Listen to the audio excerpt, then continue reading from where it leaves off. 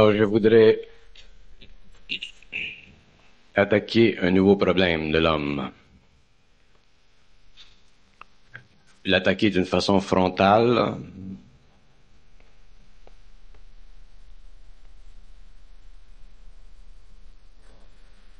afin que l'homme puisse commencer à se situer dans le cadre de l'évolution de la planète.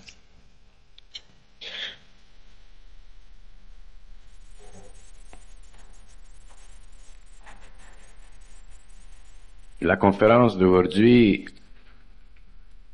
aura eu son importance dans le cours de toutes les conférences qui viendront.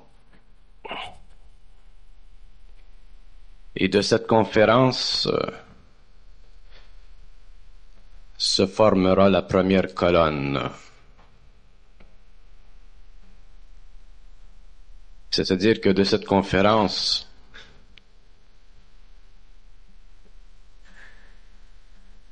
certains parmi vous pourront sentir puiser une énergie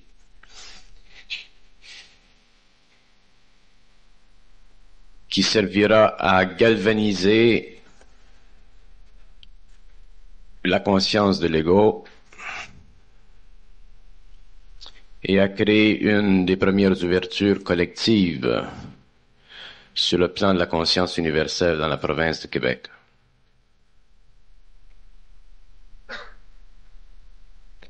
La conférence ne sera pas facile, mais elle est nécessaire. Elle ne sera pas plaisante, mais elle sera bonne.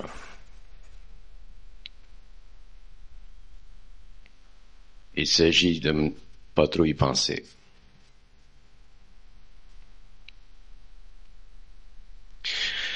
Dans le phénomène humain, il y a ce qu'on appelle l'ego de l'homme. Dans le phénomène de la transmutation de l'homme, il y aura le phénomène de l'esprit. L'ego de l'homme doit être transmuté en esprit. La créature humaine doit devenir créateur. L'homme n'est pas une créature du bon Dieu.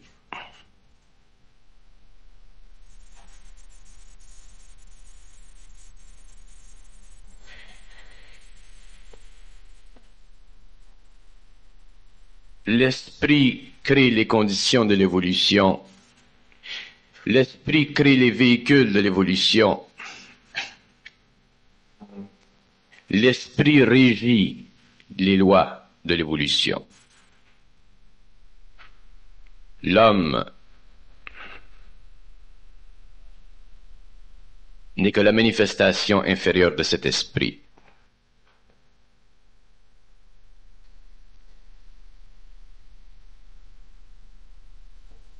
Et tout ce qui a été dit à l'homme par les anciens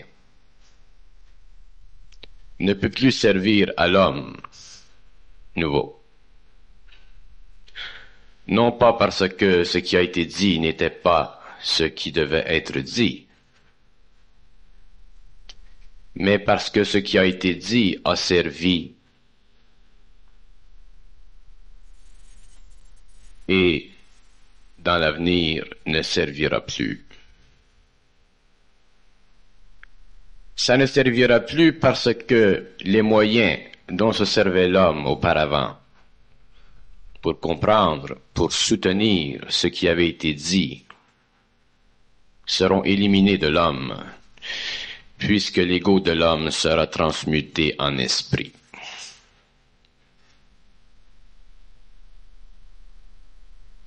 La transmutation de l'ego humain en esprit est un des plus grands voiles de l'évolution future, est un des plus grands mystères cachés à l'homme. Et le mystère lui est caché parce que le mystère ne se comprend pas par l'intelligence de l'ego, mais se comprend par la disposition naturelle de l'esprit dans l'homme, qui grandit au fur et à mesure que l'ego transmute sa conscience personnelle vers une conscience prépersonnelle et totale.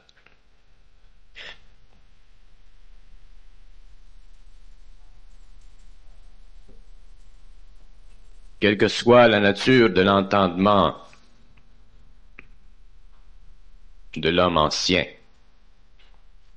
l'homme nouveau sera obligé non pas de rejeter, mais de ne pas se servir, puisqu'il n'aura plus les instruments pour se servir du matériel ancien. Et une des clés fondamentales de la connaissance nouvelle, une des clés fondamentales de l'évolution vers la sixième race, vers le supramental, vers le surhomme.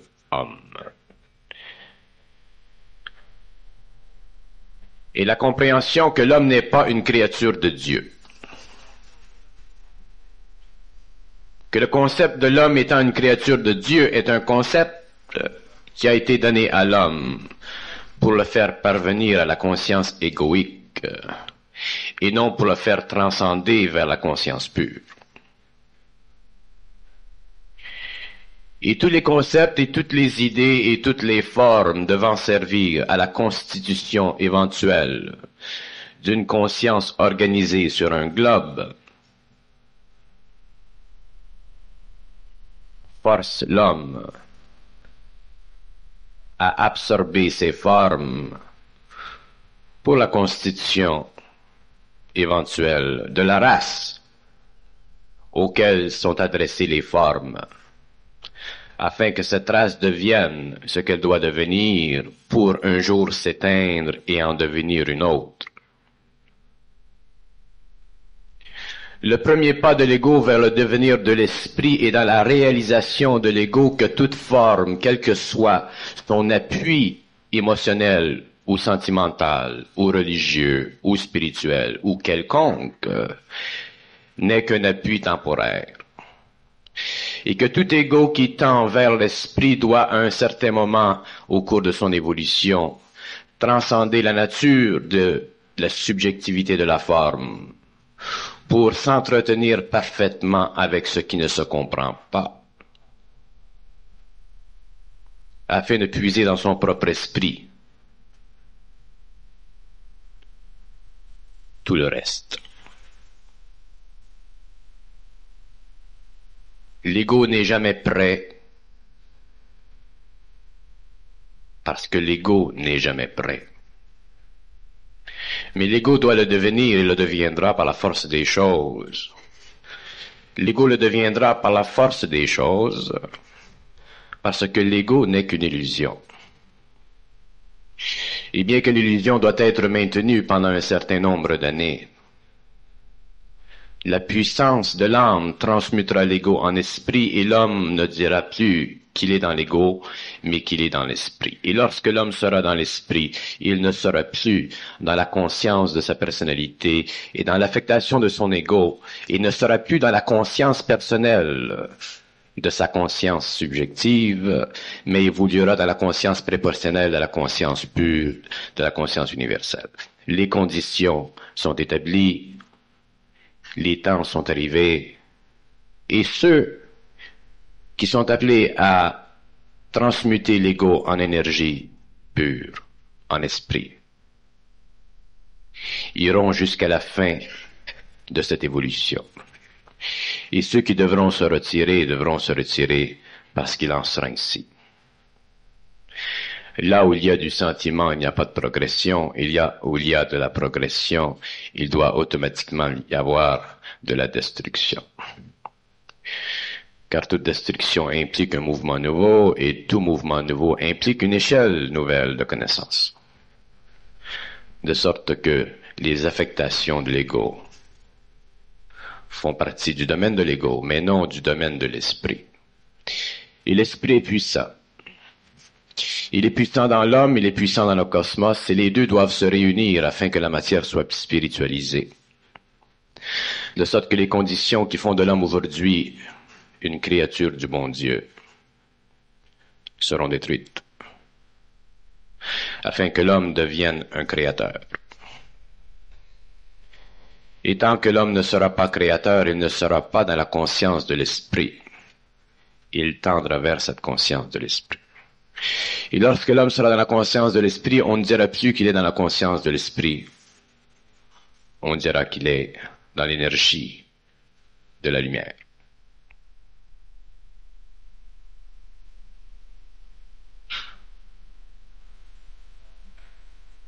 Si nous devons détruire une forme qui est chère à l'ego humain, une forme qui est chère à toutes les religions, une forme qui est chère à tous les mouvements spirituels, une forme qui est chère à l'ego, nous le faisons car nous devons le faire. Le reste fait partie de l'évolution de l'ego. Une fois qu'on a donné à l'ego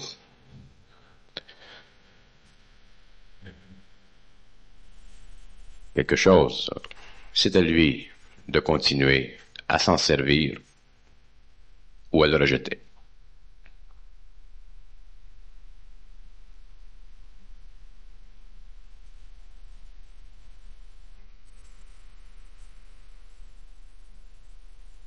C'est lorsque l'homme est dans l'esprit qu'il réalise les mécanismes de la forme, les mécanismes surtout de la forme sacrée, et qu'il réalise aussi la puissance sur l'ego humain, sur le mental de l'homme, sur ses émotions, de l'origine nécessaire de certaines formes. Évidemment, l'ego doit, pour comprendre sa relation dans l'espace-temps, pour comprendre ou avoir un point de vue sur une origine quelconque dans le temps, il est obligé d'être dit que l'homme est la créature du bon Dieu. Mais lorsque l'ego est en évolution, lorsque l'ego n'est pas rendu au terme, c'est-à-dire que lorsqu'il n'est pas encore dans l'esprit, il est évident que toute connaissance qui lui parvient pour des raisons qu'il ne connaît pas. Et l'homme de l'avenir doit connaître toutes les raisons derrière les connaissances qui lui parviennent, afin qu'il puisse juger par lui-même de la valeur de ses connaissances, des limites de ses connaissances, et de l'obturation que font ces connaissances devant l'esprit humain. Parce que l'homme de l'avenir n'aura plus de maître. L'homme de l'avenir sera lui-même totalement individualisé. Et si l'homme de l'avenir n'a plus de maître et qu'il est totalement individualisé, qu'il ne doit rien à personne dans le domaine de la connaissance, parce qu'il a en lui la connaissance, qu'a-t-il à faire avec la connaissance du passé? Puisque la connaissance du passé sert à l'homme parce qu'il pense, lorsque l'homme ne pensera plus, que fera-t-il avec la connaissance? Il ne fera rien, parce que la connaissance ne lui servira plus, puisqu'il sera devenu créateur, puisqu'il sera dans son esprit, et puisqu'il comprendra dans l'instantané la valeur de toute chose, non pas par le reflet de son intelligence sur la qualité de la connaissance qui est passée à travers lui, mais parce qu'il sera en dehors du temps psychologique de l'homme, où la connaissance s'accumule pour former une mémoire, pour former la réserve dont se sert l'ego pour atténuer son développement et son passage vers l'esprit.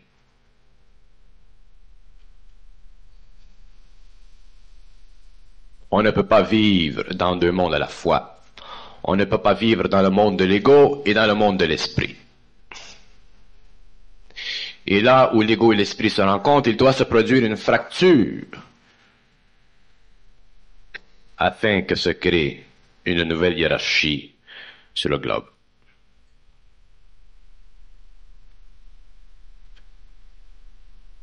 Qui dit à l'ego qu'il a raison? Personne. Qui dit à l'ego qu'il a bien pensé? Personne. excepté l'ego lui-même.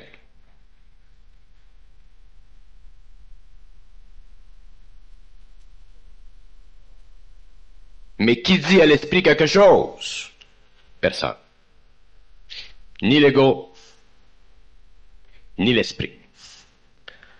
Parce que lorsque l'esprit parle, il ne parle pas pour lui-même, il parle en vertu de son mouvement sur le globe. De sorte que ce que dit l'esprit n'appartient pas à celui qui le dit, mais ce que dit l'esprit doit être dit par celui qui le dit. Et lorsque les hommes de la planète seront dans l'esprit, ils diront ce qu'ils auront à dire, ils feront ce qu'ils auront à faire parce que ils auront à dire et à faire ce qu'ils auront à dire et à faire.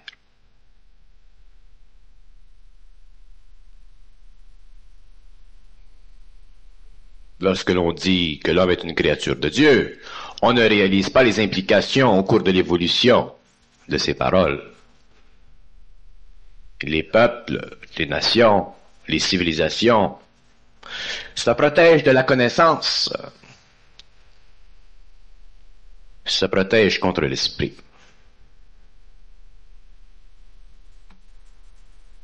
Non pas parce qu'ils veulent se protéger, mais parce qu'il en est ainsi. Mais l'homme de demain ne pourra plus se protéger contre la connaissance de l'esprit. Parce que déjà, l'esprit descend sur le plan matériel et la planète entière est enveloppée de son énergie, bien que cette énergie soit, pour le moment,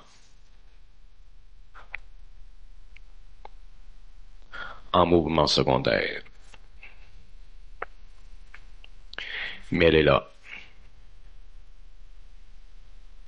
Et tous les hommes qui s'acheminent vers l'esprit, qui s'acheminent vers la 6e race de l'homme, qui s'acheminent vers l'individualisation, vers la maîtrise totale de ce qu'ils sont, seront obligés de passer par le feu de l'esprit et de regarder derrière eux et de voir que les statues de la connaissance qui ont été érigées sur le parquet de l'évolution tomberont en cendres. Et elles tomberont en cendres parce qu'elles n'auront plus la puissance sur l'esprit de l'homme qui vient. La connaissance ne pourra plus coller à l'esprit de l'homme qui vient parce que l'homme qui vient ne pourra plus s'abreuver d'une eau qui est tiède, mais devra s'abreuver du feu qui brûle. Et le feu qui brûle, c'est le feu de l'esprit. Et l'ego, dans ce feu, n'a d'autre chemin que la pulvérisation et la transmutation. Heureusement, ce n'est pas dans les mains de l'ego ce travail.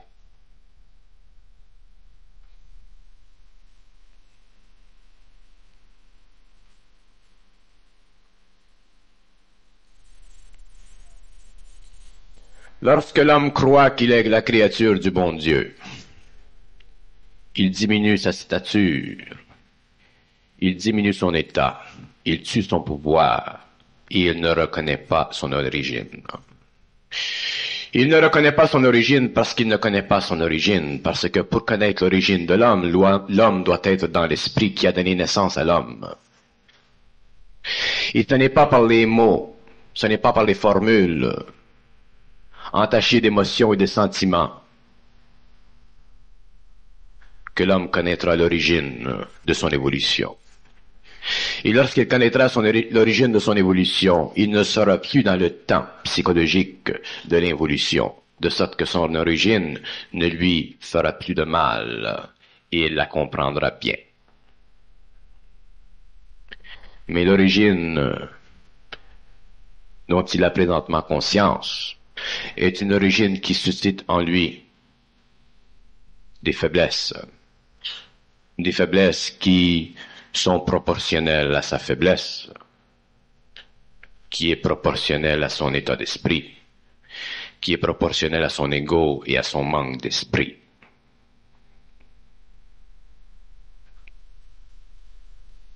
Celui qui est dans l'esprit n'a plus besoin et n'a pas besoin de se faire dire ce qui est, car il le sait. Mais celui qui est en dehors de l'esprit a besoin d'orientation, et l'homme a été donné l'orientation essentielle et nécessaire qu'il devait avoir. Mais l'homme qui vient ne fait plus partie de la race de l'homme. L'homme qui vient n'a plus de contrat avec l'ancienne humanité. L'homme qui vient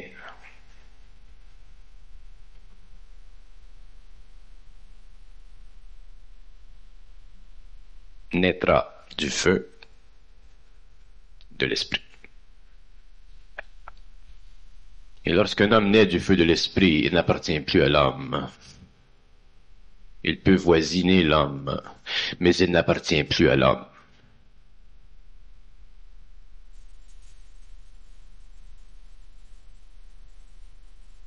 Parce qu'il ne peut plus échanger avec l'ego de l'homme des aspects de la connaissance qui flattent l'ego de l'homme et qui le sécurisent, puisqu'il est totalement plongé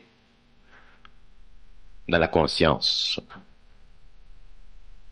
puisqu'il est totalement plongé dans l'esprit de son ego. Et plus l'esprit de son ego est puissant, moins de pouvoir a son ego sur sa conscience.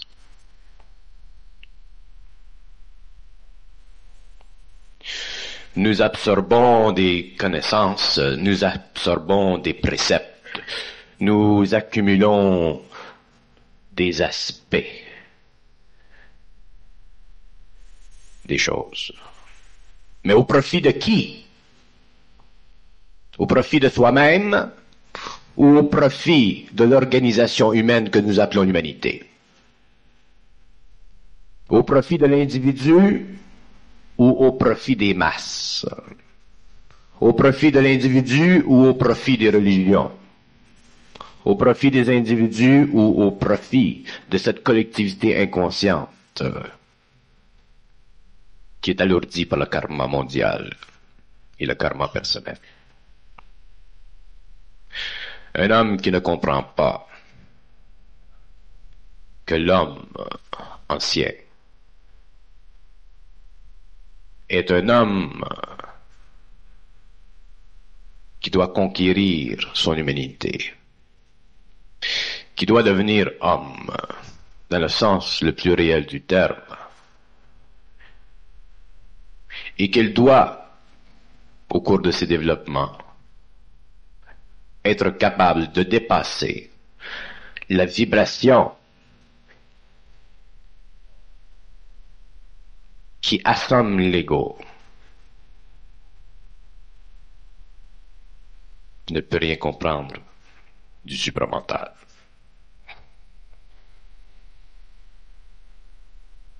On peut regarder les hommes, on peut les aimer, on peut leur dire, on peut essayer de leur faire comprendre, mais on ne peut rien faire pour eux.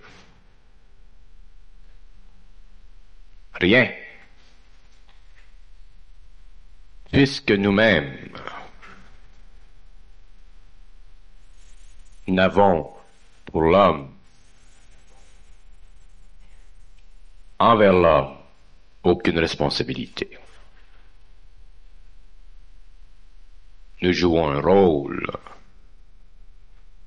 Nous disons ce que nous sommes, ce que nous savons, ce que nous pouvons dire, mais ceci simplement pour que l'homme puisse ouvrir son esprit à son propre esprit, déplacer son ego vers son esprit.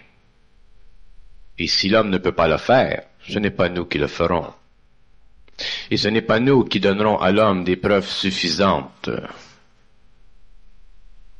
pour changer ou altérer la conscience de son ego. Car les preuves ne sont pas bonnes, puisqu'elles empêchent l'homme de conquérir sa propre faiblesse. De sorte que les hommes ne grandiront jamais sur notre dos, mais grandiront sur leur propre dos.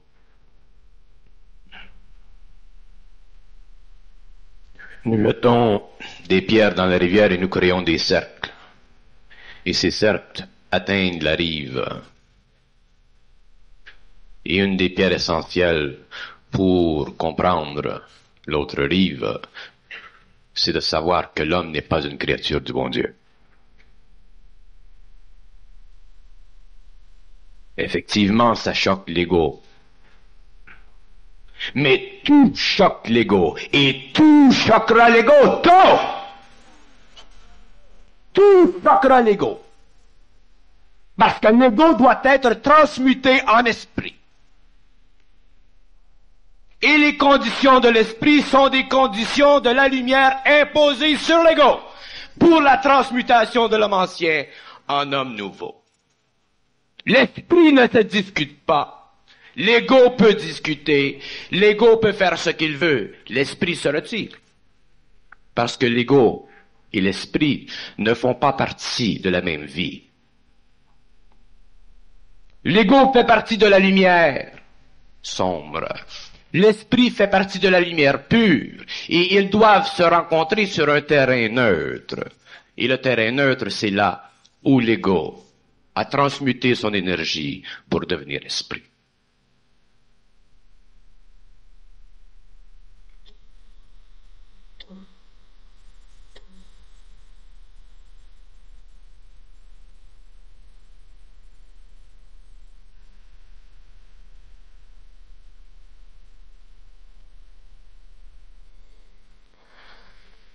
C'est dans l'esprit que l'ego va.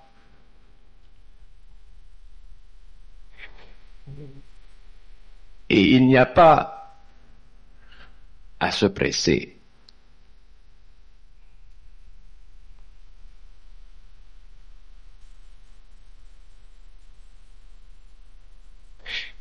Mais l'ego saura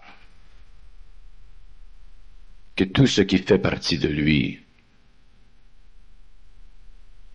tout ce qui lui aura donné la confirmation de ce qu'il croyait, lui sera enlevé. Que ce soit dans 10 ans, ou dans 15 ans, ou dans 20 ans. Il y aura un moment dans la vie de l'ego où il sera obligé de lâcher prise. Et c'est là que se fera la pénétration. Lorsque nous disons que l'homme n'est pas une créature du bon Dieu, nous le disons avec une conscience très établie de ce que nous disons. Nous le disons en vertu de ce que nous sommes. Nous le disons en vertu de ce qui nous est transféré. Nous le disons en vertu du poids que nous devons supporter pour le dire.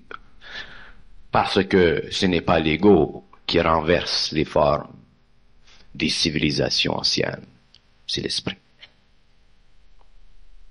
L'ego n'a pas de puissance, ni dans le savoir, ni dans la matière.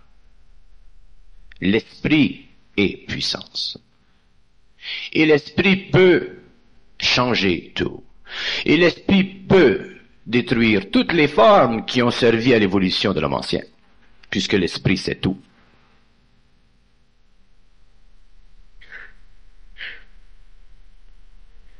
Et si l'esprit c'est tout, l'ego doit être suffisamment dans l'esprit pour pouvoir laisser passer ce qu'a à dire l'esprit pour l'évolution de l'homme, pour la transmutation de l'ego, pour l'unification des principes universels dans l'homme, afin que l'homme devienne réellement ce qu'il doit devenir. Mais ce que doit devenir l'homme, l'homme ne le sait pas, il ne le saura pas, tant qu'il ne sera pas devenu ce qu'il doit devenir. Parce que l'homme ne peut pas savoir avant le temps ce qu'il sera. Parce que l'homme a de l'ego. Et la condition sine qua non de toute inconscience est justement le rapport qui existe entre la finitude de l'ego et l'infinité de l'esprit, de sorte que l'ego ne peut jamais savoir ce qu'il sera. L'ego n'a qu'une chose à vivre, c'est la transmutation, la transition vers l'esprit. Tout le reste ne le regarde pas.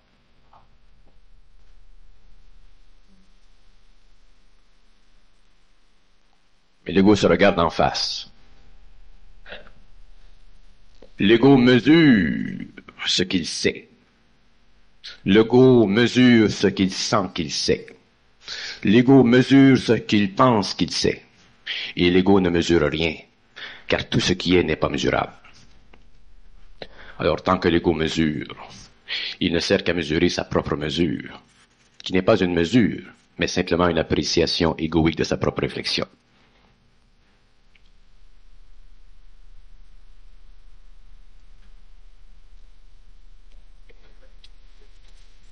Si l'ego est dans l'esprit, qu'a-t-il à mesurer?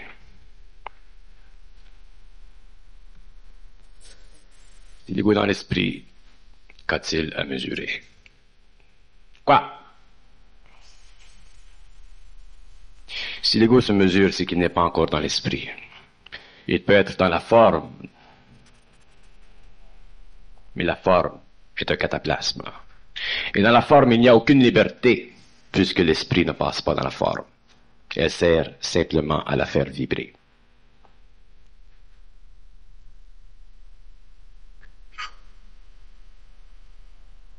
Nous aimons l'ego parce que nous connaissons les dimensions de l'ego. Nous aimons l'ego parce que nous aimons l'homme. Nous aimons l'homme parce qu'il fait partie de la vie du globe. Mais nous n'aimons pas l'ego.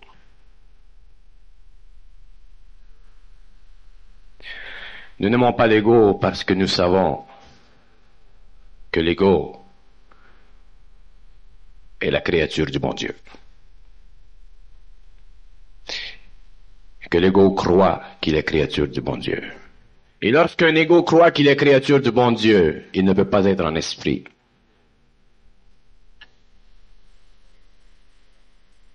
Lorsque l'ego saura qu'il n'est pas la créature du bon Dieu,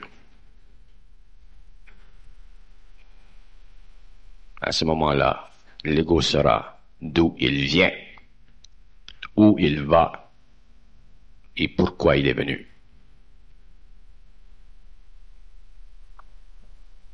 L'ego accepte n'importe quoi. L'ego accepte n'importe quoi. Que ça vienne de l'Orient ou que ça vienne de l'Occident, l'ego accepte n'importe quoi.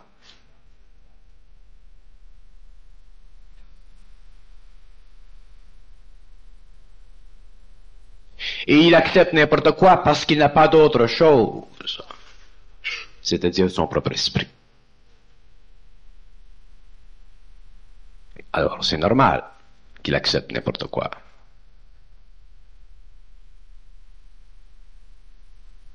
Mais c'est aussi sa condition. Et sa condition l'amène facilement, inexorablement vers la mort mortelle. Ça aussi, c'est sa condition. Comment voulez-vous que l'homme surétende sa vie matérielle par le pouvoir de l'esprit s'il est dans l'ego?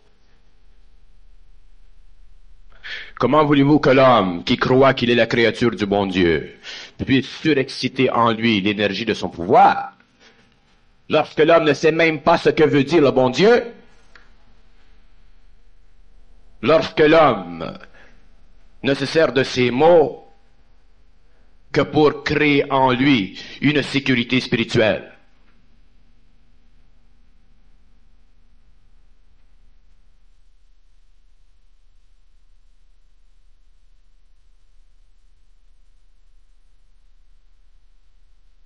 Aujourd'hui, vous questionnez, aujourd'hui, vous pouvez rire, aujourd'hui, vous pouvez poser des questions.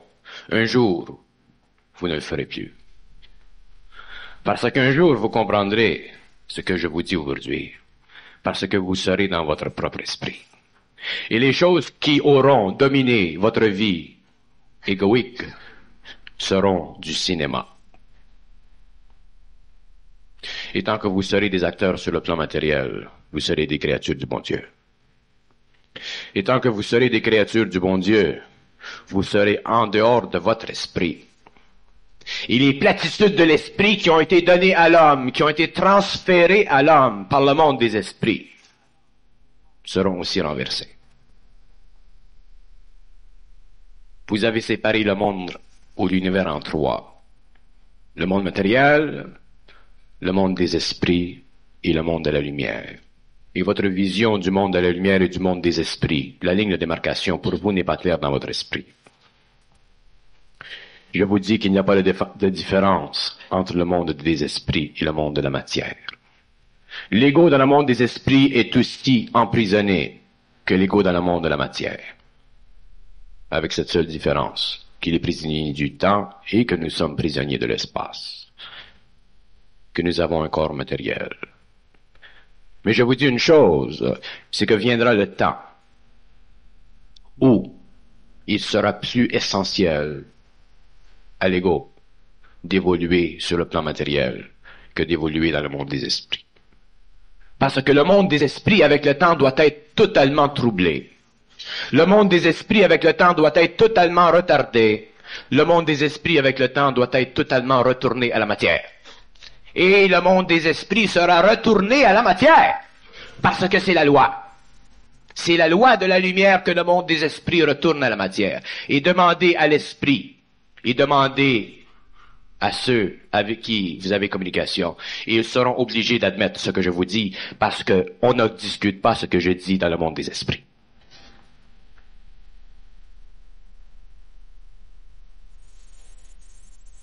Le monde des esprits doit retourner au monde de la matière. Mais la matière doit être spiritualisée. Et la matière sera spiritualisée, que ce soit sur le globe ici ou que ce soit sur le globe à l'extérieur, elle sera spiritualisée. Et les conditions favoriseront le retour du monde des esprits dans le monde de la matière pour que s'établissent sur le plan matériel des conditions de vie et de temps supérieures à ce que nous avons connu. L'homme doit cesser d'être dupe. L'homme doit cesser d'être stupide parce que l'homme doit savoir. Et l'homme ne sera stupide que lorsqu'il aura compris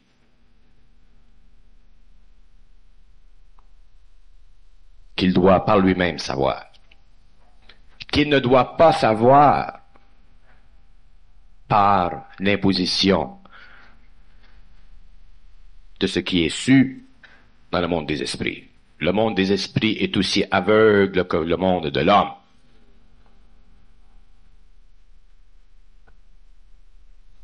L'homme ne doit trafiquer qu'avec un monde, et ce n'est pas un monde.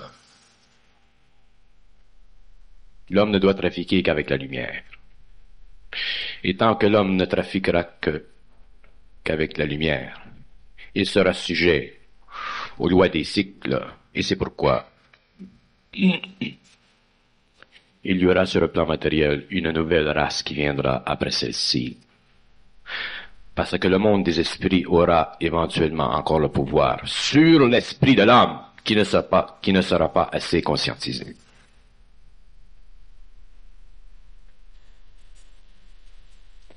Tant que je serai sur ce globe, je détruirai le monde des esprits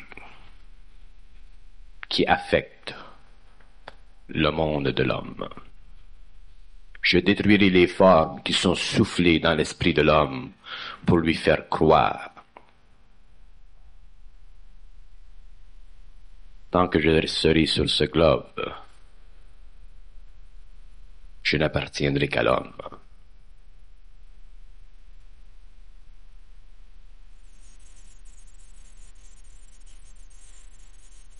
Et lorsque je partirai, je ne retournerai pas au monde des esprits.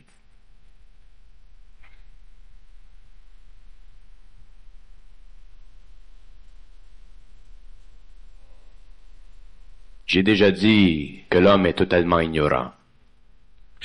Et j'ai déjà dit que plus j'avancerai dans l'instruction, je montrerai à l'homme jusqu'à quel point il est encrassé d'ignorance. Mais vous ne pouvez pas donner la vue à un aveugle. Il doit avec le temps voir de ses propres yeux.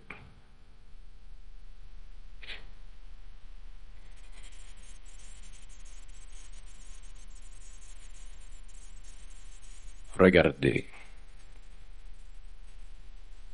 Regardez la formule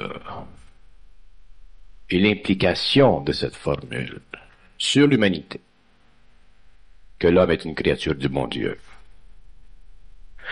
Si on dit que l'homme est une créature du bon Dieu, on lui donne une origine. Si on lui donne une origine, on doit avoir du temps pour mesurer cette origine.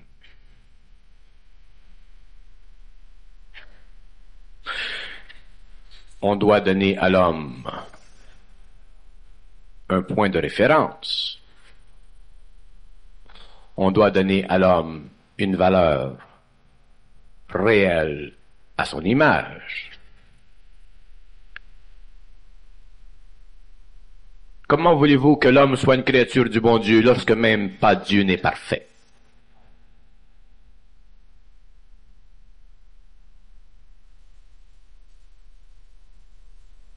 Comment voulez-vous donner à l'homme une origine dans le temps lorsque le temps fait partie du monde des esprits, que dans la lumière il n'y a pas de temps? Si dans la lumière il n'y a pas de temps, que l'esprit de la lumière a créé l'homme, comment voulez-vous qu'il y ait une origine dans l'évolution de l'homme? Comment voulez-vous que le temps serve de mesure pour permettre à l'homme de regarder derrière lui l'évolution de sa progéniture?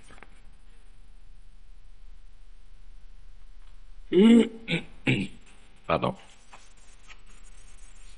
Je vous assure aujourd'hui que viendra un jour où vous serez obligés de partager avec moi ce que je sais. Parce que tant que ce jour ne sera pas arrivé, vous serez troublés dans votre ego. Car votre ego, déjà, sait trop de choses.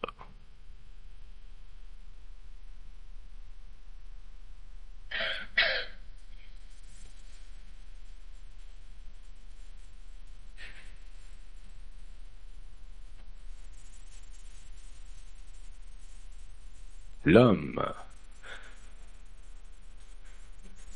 est un être multidimensionnel. L'homme est une puissance. L'homme rempli de lumière, libre, n'appartient plus à la catégorie de ces êtres globulaires qui servent à remplir des fonctions pour l'évolution du monde des esprits.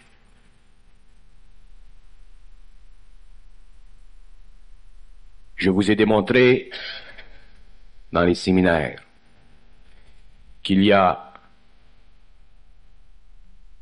des entités dans le monde des esprits qui se servent de l'ego de l'homme pour leur évolution.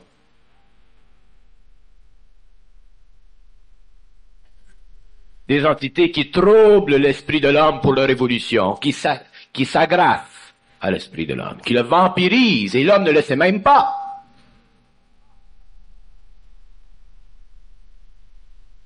Et vous vous imaginez que j'ai pour le monde des esprits de la sympathie. Je n'ai aucune sympathie. Que ce soit sur les plans inférieurs ou que ce soit sur les plans supérieurs de l'évolution du monde des esprits, que ce soit pour les hommes qui sont dans un esprit lunaire, ou que ce soit pour les hommes qui sont arrivés au stage de l'évolution saturnienne. Les hommes devront retourner à la matière et spiritualiser la matière. Que ce soit des maîtres, des gourous, ou des êtres qui ont appartenu aux formes les plus élevées de la conscience astrale humaine. C'est la loi. Et ils le savent.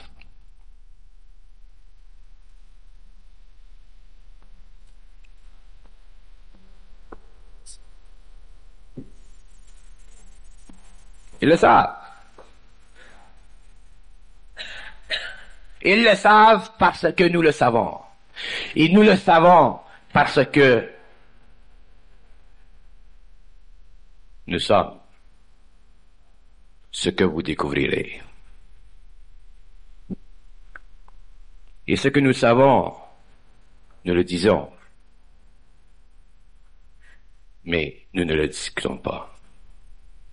C'est à l'homme de savoir ce que nous savons.